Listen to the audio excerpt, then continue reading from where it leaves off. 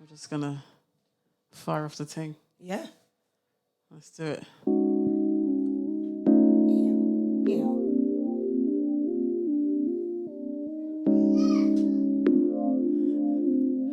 Welcome to your Millennial Unfiltered Mother podcast, aka M.U.M podcast. I'm your host, Christiana, and I'm here with Black Cactus. Oi. My girl, Annabel Spooner. What are you saying, hello, sis? hello, What are you hello. saying? What are you saying? What are you saying? Thank you for having me. Let me put my phone on silent and that. If you can hear our boys in the background shouting out Alexa, shouting out commands to Alexa, that's what that is. This is definitely what it is. They're literally having the time of their lives with that. So I haven't seen Annabelle in like forever, too long. And, you know, I've got like the biggest smile on my face because I'm really happy to see you. To fill me in, what's been going on? What's been going on? So since we last saw each other, since we were gallivanting around the UK and other places on the tour bus. Doing a madness. Yeah, definitely. Tour life.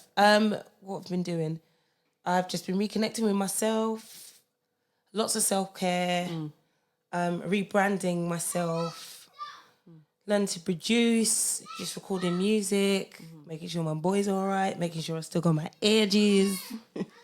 Yeah, and just being present in being alive and, yeah, being happy. Yeah, because I kind of feel like I've been on the same journey as well in terms of like self-care and like, you know, I think we both know a lot about each other's history now. And as especially over the last year, it's just been about, okay, choose it and choose to be happy now. Because things were getting a bit too dark, things were getting a bit too sort of down and everything, and I was living a life that I knew I didn't want, just in terms of my job and just sort of where I was going and how I was manoeuvring. So it was about making the choice to go, okay, you're clearly unhappy here. You're waking up every day dreading the day ahead.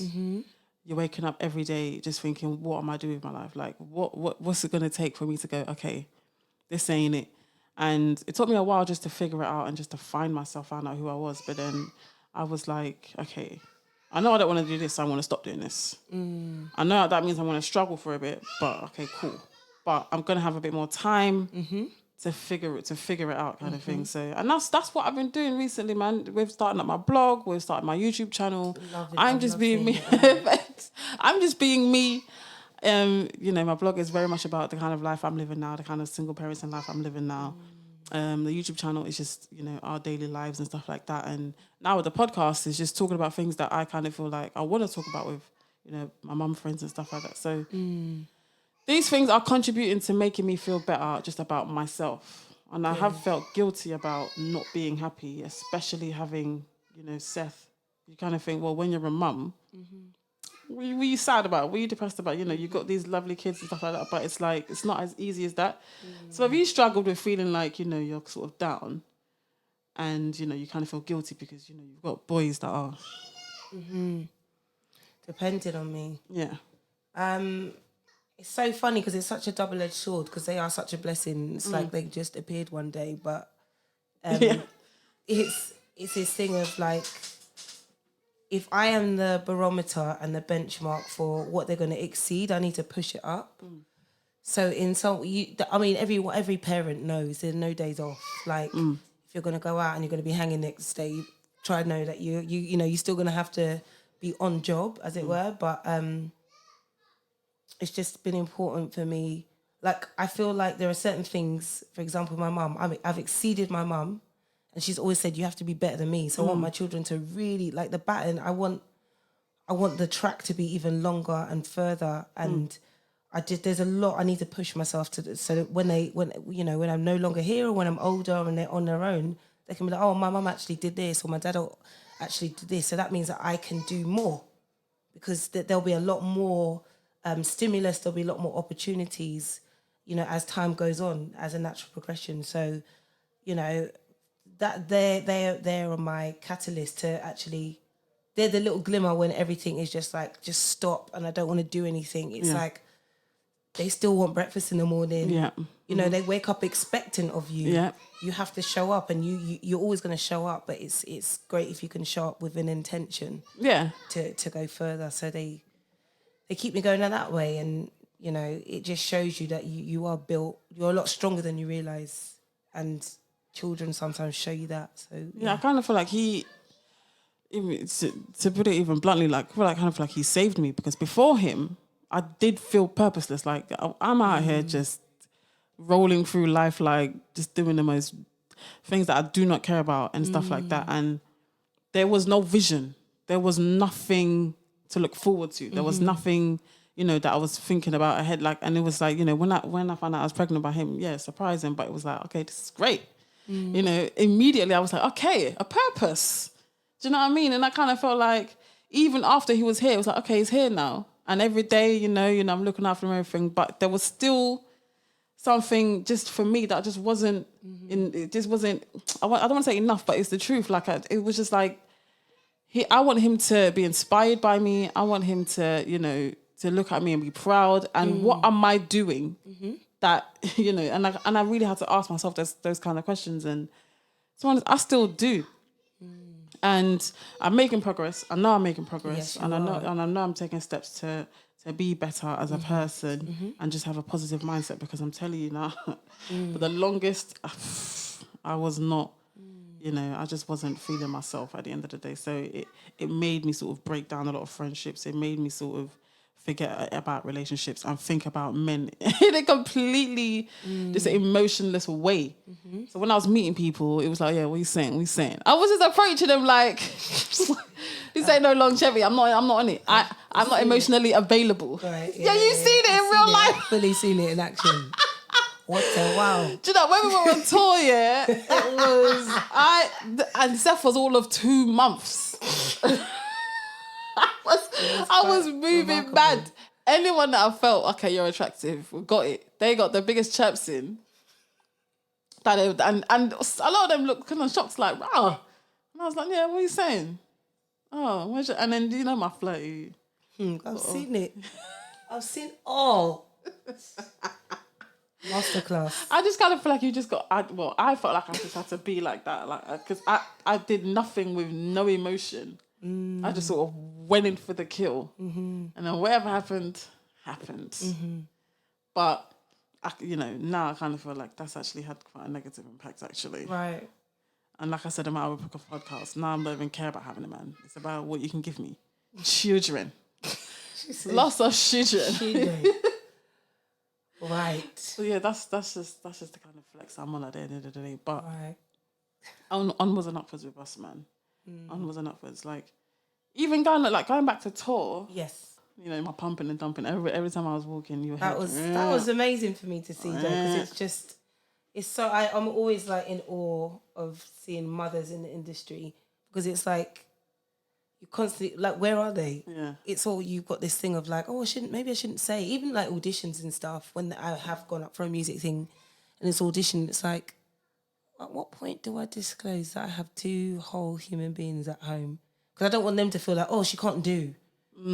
But it's like, I can, because I'm here. Yeah. Like, my talent hasn't changed. Yeah.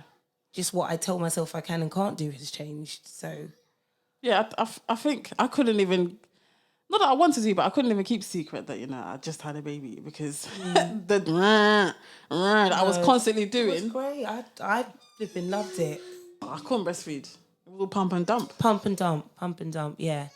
I felt like I had to dump for a good 2 days after, because I was on it, I was on it.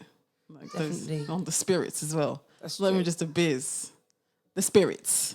But I want to know more about Black Cactus and how that all came about. Yeah. So around the time I had a nice little tete-a-tete with depression. Oh Lord. And I got to the end of it and I was just like, this is so boring. Like, it's the same thing all the time. I handled every single situation the same way, because with depression, you're limited options. You have limited options on how you deal with everything. So one of the things that I realised whilst I was down there, as I describe it, is that I'd put my music on hold. And initially, I kind of ran away from it because people liked what I did, and I got scared because I put other people, my peers, on pedestals, and when I measured us, we weren't the same. So I thought, I don't have a place here, even though that was an absolute lie that I told myself. And it's probably linked to something a lot deeper.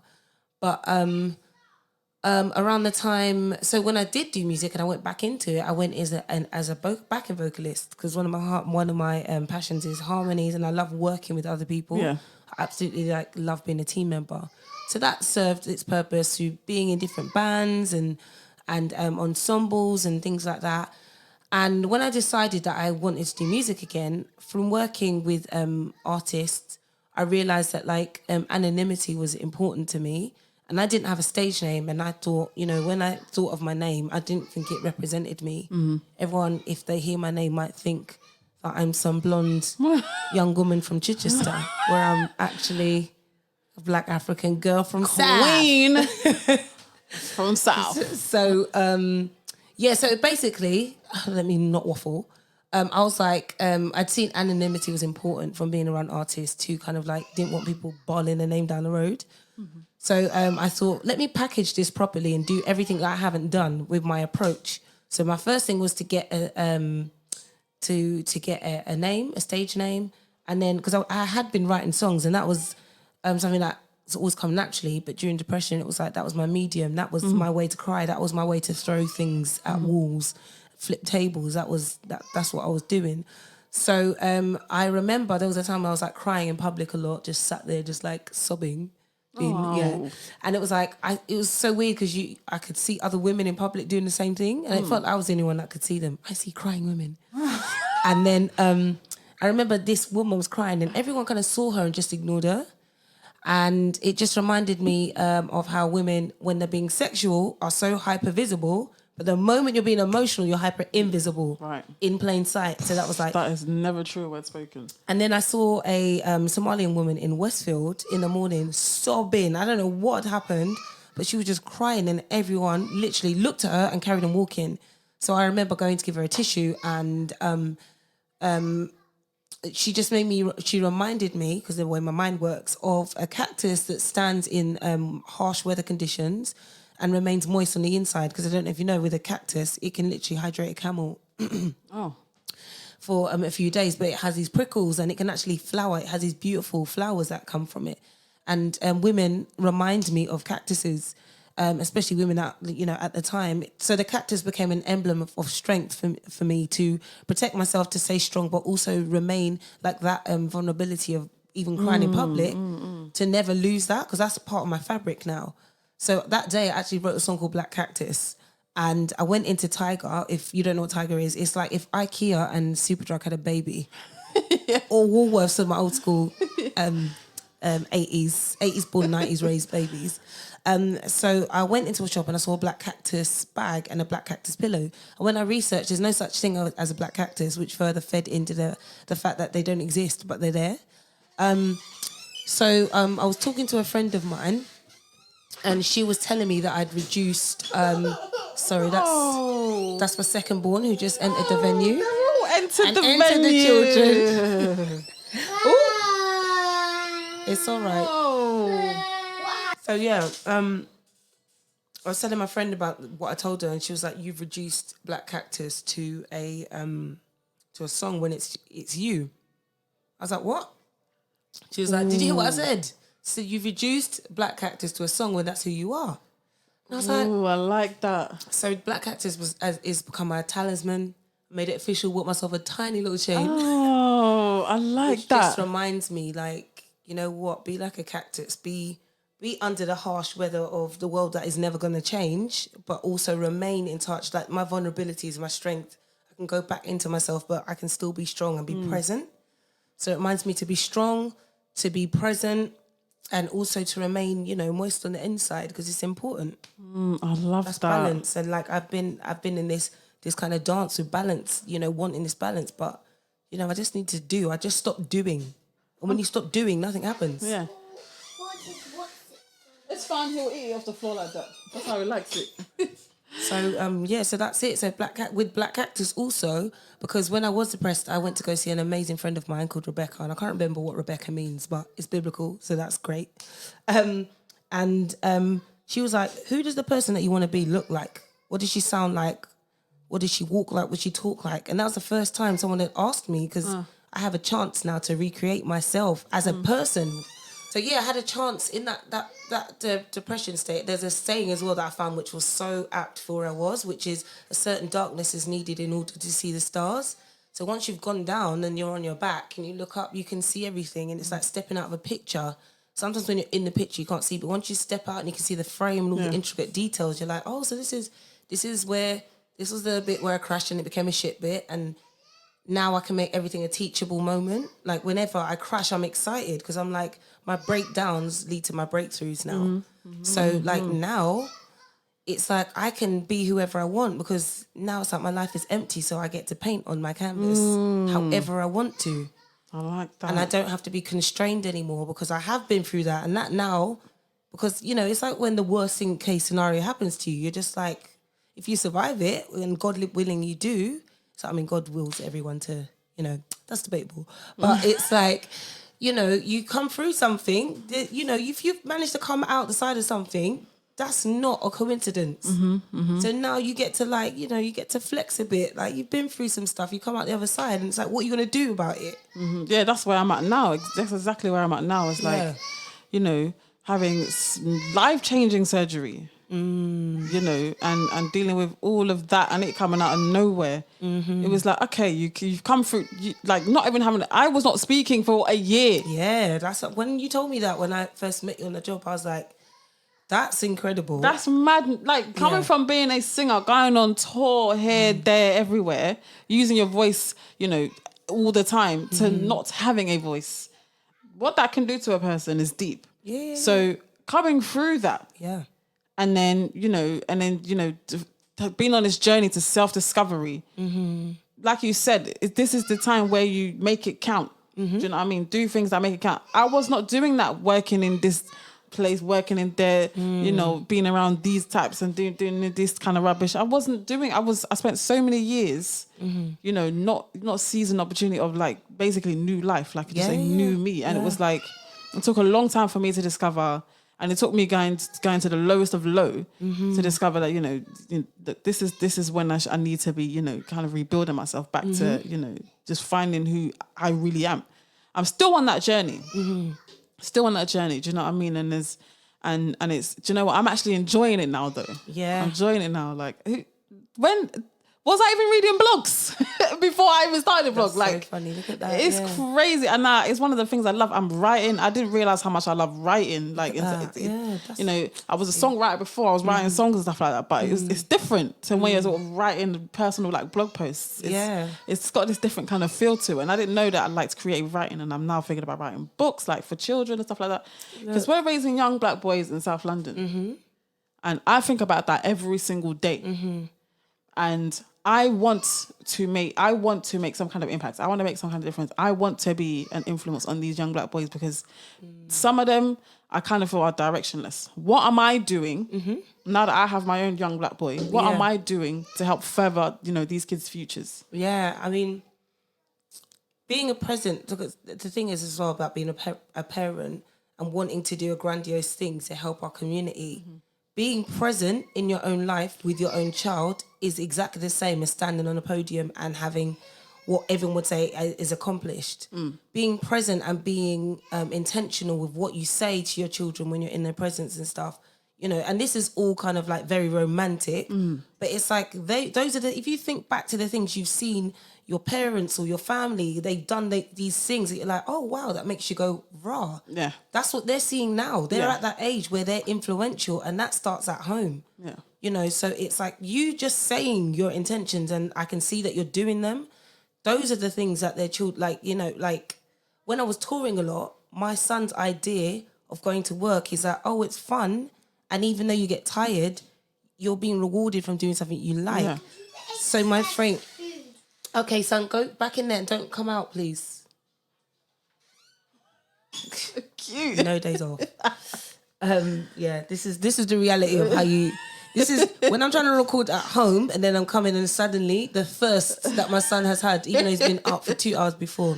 See, I can't even remember. But it's just important as parents that we're doers, because my viewpoint when I was younger for work was like briefcase, because my mum used to work. She was she worked for BT and then she was a psychotherapist, and she was a carer on the weekend. My mum worked 7 days every single day, and she loved it. But then when she became ill and she had a stroke, and she did come out the other side of that, it was like, I remember my mum saying, what was it all for?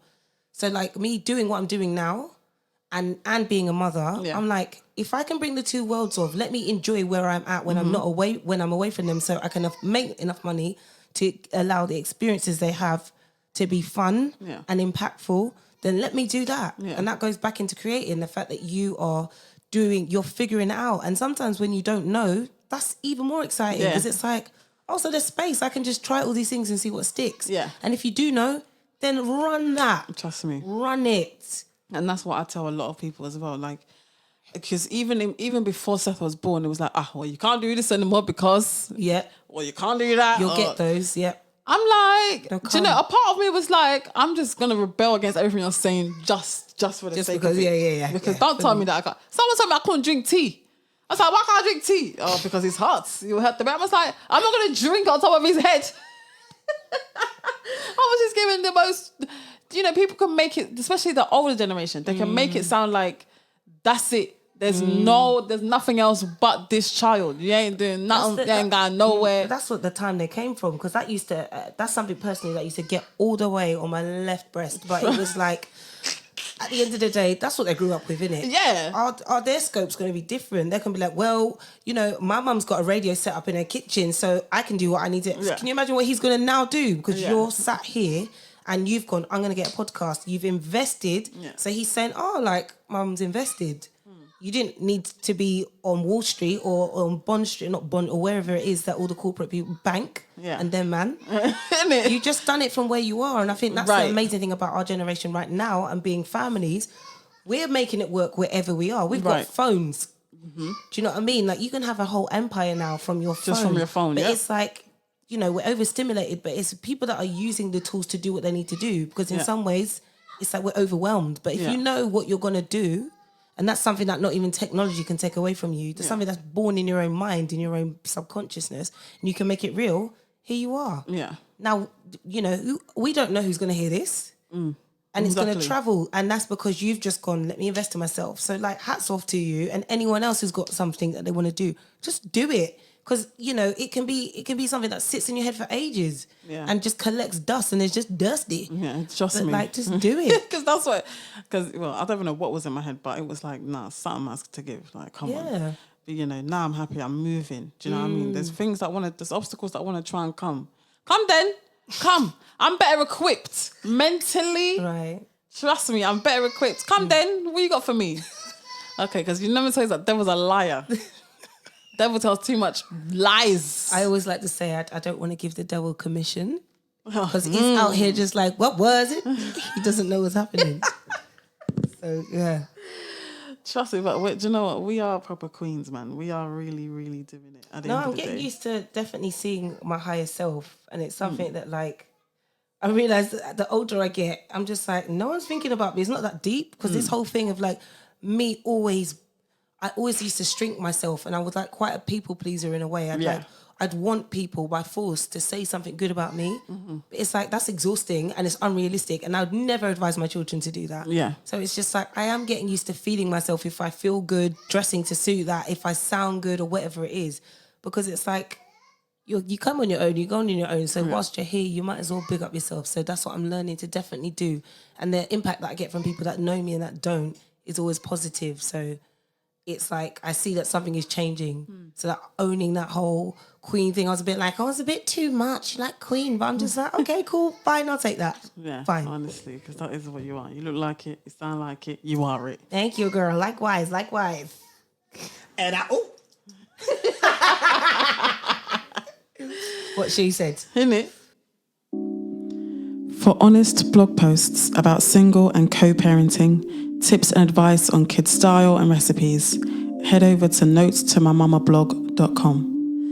And to see me and mine living our daily lives with vlogs and some mummy hacks, head over to my YouTube channel, search Notes to My Mama, and you'll see us there. I pretty much told you my story. Yeah, you did, very early on. You came and you were one of the first people I told I was pregnant. Yes. And it's so nuts because like a year before that, I'd been touring and I found out I was pregnant and it was like, I had to drop it. There were no other females around. Oh, yeah. So it was just like, so I'm pregnant. You can leave me behind if you want. But like, that's what I was so, because it was like, had I not gone through it myself as well, that's what I was with. I was just like, that's sick. And you can still do this. Yeah. And I was so here for it. Like, I didn't tell them lot till I was like 5 months. Yeah, I remember. That was so nuts. It was just like, ooh. So what are you doing to kind of make sure that they, Balance? Yeah. Well, I have, I'm totally taking advantage of the fact that like, I've got a very amazing husband who also works in the industry. And if he goes on tour, I'm home. And vice versa. And I'm very big on a village because it's so funny. When I got married, I think people assume when you got married, you've got this network that's here for you all the time to do childcare. We didn't necessarily have that. So we're building our village together, and people, like everyone that said, oh, I want to help, we're actually taking them because it's like, before it was a bit like, oh, I don't want to burden anyone. But it's like, I now know how hard it is. I now know that, I want them to be, when I'm not there around places and people, they're going to be stimulated. So we're building a village, and there are a few people in my life who have got families as well, who are young as well, and when they need help. Oh, it's just water. It's fine. Is it loads? Oh. Steph's joined us in the room now because... Man, like Seth, or as I like to call him, Tank. Very handsome young man. Ever since you said it, I've actually seen it. I've seen the resemblance. I dare you to unsee the facts. No. Alexa. Don't be saying Alexa here. Alexa. The cross tables. Alexa. Sorry. Get him enjoying. Uncle is enjoying. So there's a good balance within your unit. Yes. So that was the other thing. Once I started, when I came out of my little depressive state, and I'm making light of it. It was actually deep. I absolutely still have therapy all now. Yeah. Big up to my therapist, Rachel, big man thing. Big. Who gives me poems and stuff to look at because she knows that I'm a bit of a fairy. But so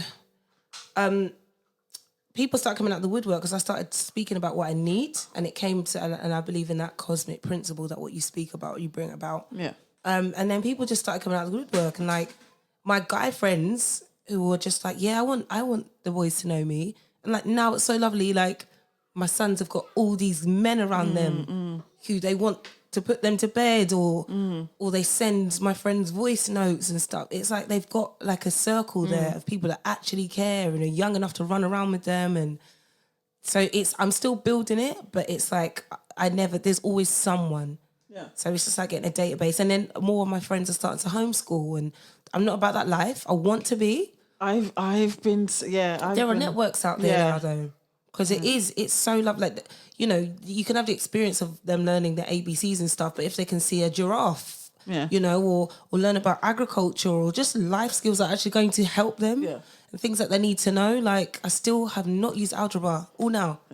So just saying, life experience is the best teacher. And there are things that I wish I'd done because my firstborn is 6 and my secondborn is 2. But I do want to naff off somewhere and just go travelling so they can just, see what the sky looks like from different points on the globe. Oh, you'd want to go as a family? Definitely. Yeah. Everything that, I just want to be as unfamiliar and as unreasonable as possible with them, because why not? Because I didn't feel bad when I went on tour, and he was only like a couple of months old because I was working at the end of the day. Keeping the lights on. Yeah, exactly. That literally was what I was doing.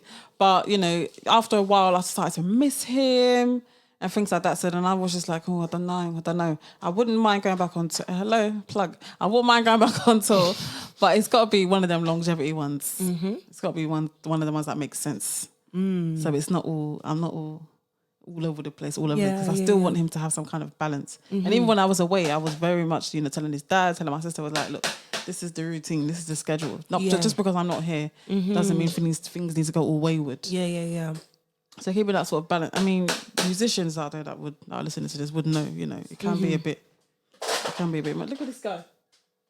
Look how you just detted my whole cutlery drawer. He has with sorted yogurt. it. He has sorted it. That's a thing as well. I think now in our industry, I'm talking more to parents in our industry because it's like there's something very magical about communicating with other people and seeing what they can tell you, what works and what doesn't, so that you can form your own database in your head of like, oh, actually, let me try this. So it is a work in progress, and I think.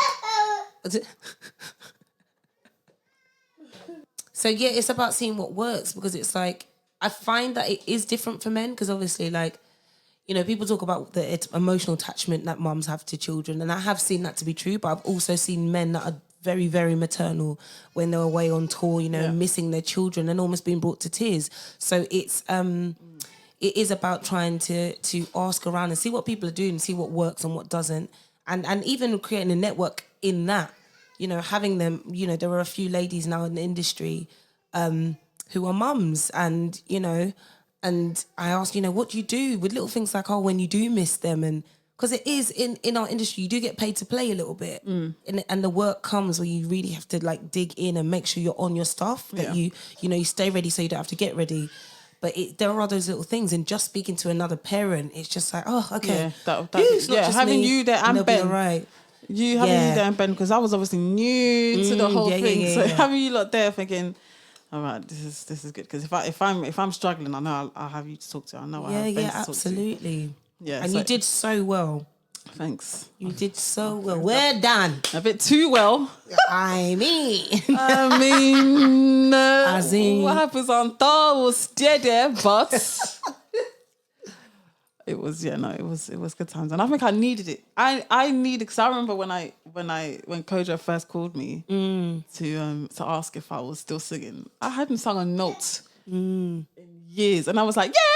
I was like quick to be like all ready to do it, and I was so scared. But I needed to know if I was gonna sink or swim. I needed to know if everything that came out of my mouth was gonna be completely bum or was at least gonna be in key. All I wanted to be was in key.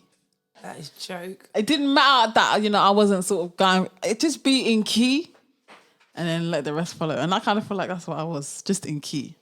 I wasn't as strong as I used to be. And I know that. But I was still in key and I was still performing. So, humour. Listen. Surgeries. You better tell them. One to me, Neil. I'm forever Neil. Hello, to you. Hello. Hello. I think it's so good that, you know, we've been through the worst. You know, we've been through so much and we are giggling about it. Do you know what I mean? Yeah. We're making light of it because we can joke and we can jest. And, you know, I think that's so important because there's not a lot of people that can do that. You know what I mean? And yeah. with people like us, and hopefully people listen to us, and, you know, at the end of the day, you can come out the other side. You know, you just give yourself time, give yourself patience. Absolutely. And, you know, you'll get there. You'd be joining us, cackling, laughing, you know, about the times where, you know, you didn't think you would laugh again. You didn't think that you could feel happy again, you know. At the end of the day, no, like... Do you know what is so funny? Because a friend of mine who's very, very straight talking, who called me once when I was having a bit of an episode, and he goes, are you ready? And I was like, yeah. He goes, no one's coming to save you. I said, this bitch.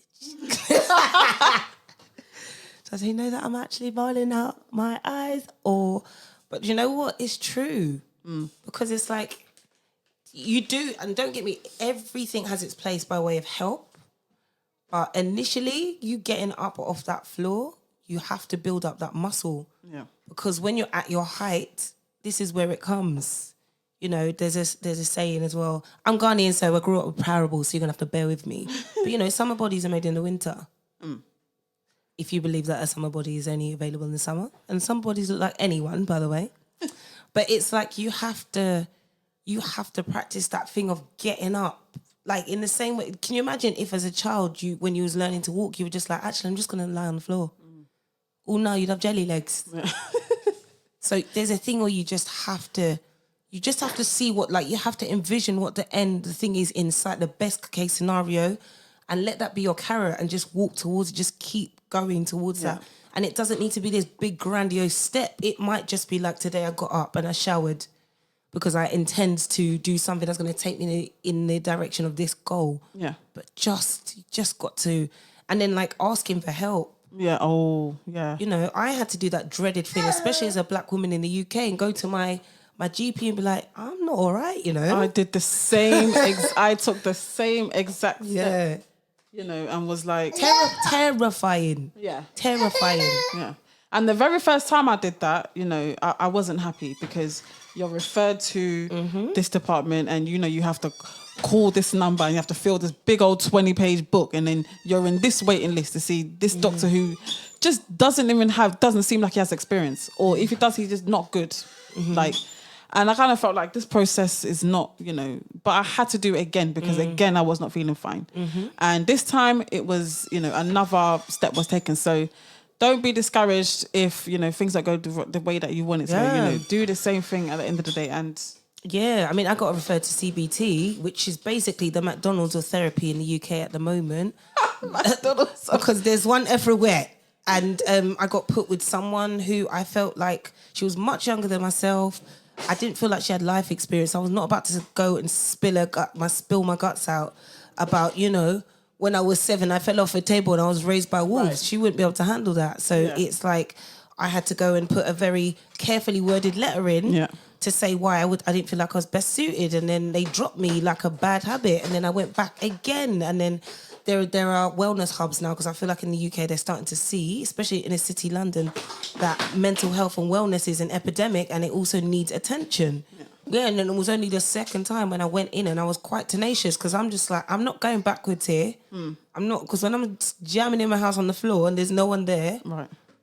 Like, so I was really on them, like, and the service is there, so I'm like, I'm going to use it because like my livelihood and my happiness is at stake. So I went and, you know, I found an organisation, the one I'm with is called SANE, SANE. Well, I got matched with someone and I was just like, at that point I was like, I'll just take someone else, whatever. Yeah. But I did go, and it's like, so, you know, it wasn't handed to me. I had to go after it. Yeah. Because, you know, I was like, I'm going to fight for my peace of mind. Yeah, 100%. And that's what it's about, man. You got to fight for yourself. You have to fight for yourself, because no one's going to fight harder. No one's going to fight harder than you will for yourself. So, you know, there are resources out there. Trust me, I was once upon a time saying, these NHS, they're not taking it serious. And I do kind of feel like that, you know, the NHS can be a bit better when it comes to mental health, because, you know, that whole thing where you had to call this number and then you had to fill out this, I kind of felt like it was too much for me to handle. I couldn't communicate. Even now, I don't open my letters. That's just something that stops me from opening my letters, because I don't want to read it. I don't want to know what's in it. I'm too anxious about what's going to be in it. You know, there's people that go through these things.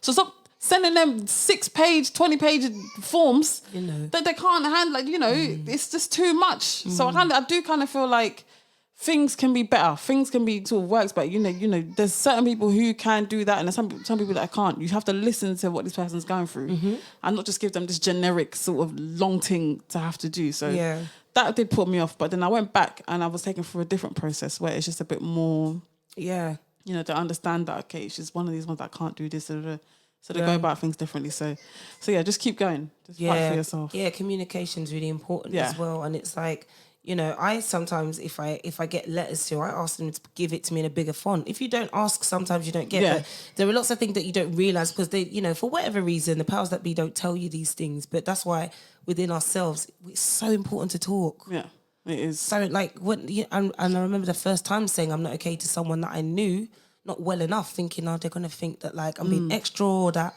you know, that, is she all right? Is she actually like a psycho or whatever? But it's like, proof is in the pudding now. I've come out the other side and I'm more self-aware than I ever have been. And I'm so grateful for that. That process had to happen how it did for me personally. And it is a blessing in disguise, but definitely like, don't ever stop fighting and having an image in your mind of what you want to be. And enjoy that process when you know that, like, yesterday again, like, you couldn't get up and now you can, and you couldn't do this and now you can. Like, there is ways to change all the things that didn't work before. Yeah. Just have to take a different route. Exactly, 100%. 1,000% agree with that.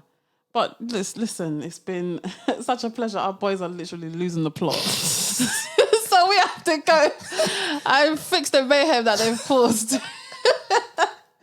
Because most definitely. I can't even tell you what he looks like right now. He's getting in that bath immediately because I don't know what's going on. All the way out here, and my boys are doing the most.com. But let's not leave it this long ever again. No, let's definitely not. Let's stay in communication. You know, hot girl summer, hot boy summer as well. We're all inclusive here. I know that, but hot girl summer for real. Yeah, no, fully. I'm packing my hot girl summer in the next 2 weeks. Listen, everyone's gonna see these stretch marks from my children on my stomach this year, 2019. Don't tell me nothing, okay? That's what I'm talking about. Oh my god, a few days ago, I went out of some crop top. I was like, it's all hanging out today. But I loved having you on this. This podcast has been what I needed. I actually needed this nice, good, positive talk. It's awesome. Thank you for having me. And I've really enjoyed it as well. These things are important. These conversations are important. So they really are, yeah.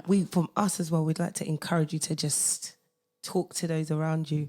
Yeah, if there's anything you want to add, guys, just email yourmumpodcast@gmail.com. Your mum. Innit? You can message us on Instagram, Your Mum Podcast, and Facebook, Your Mum Podcast. Yes. So, peace in the Middle East, guys. Bye. What she said.